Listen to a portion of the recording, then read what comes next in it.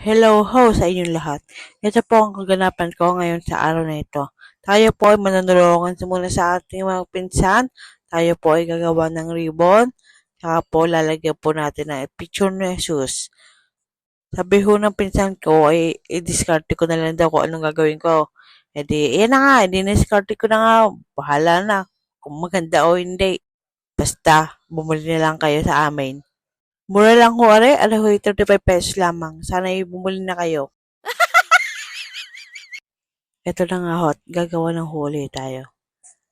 Ay habang ako'y gagawa nito ay tayo magpapatulog ng bata. Buti na lang mahaba yung straw. Kaya ho, tayo mag-uugoy na lang ng bata. Para makatulog na ho ang baby yung na namin. Na na na na na. Ayan po ang aking kinakanta po sa kanya.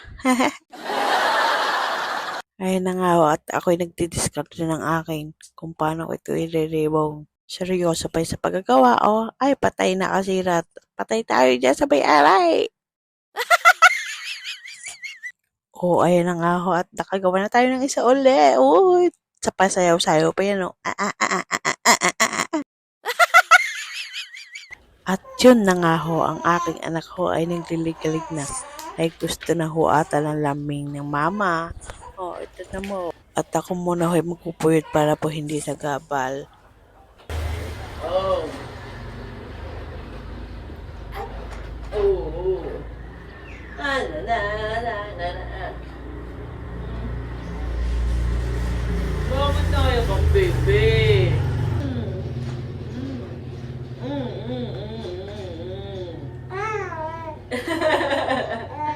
At ayun na ho, natulog na ho ang aking mahal na baby.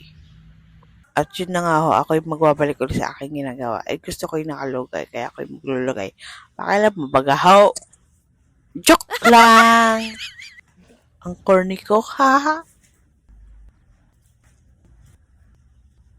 At ito na nga pong gawa natin. Marami na naman ho ako nagawa. Ay ako muna yung maglalabas saglit. Yung mga pinagsuotan ng aking mahal na baby. Fast forward na ho tayo. Ako ho yung nagsasampay na nito. Para man ho ako makaligo muna at kating-kating na ako sa aking katawan.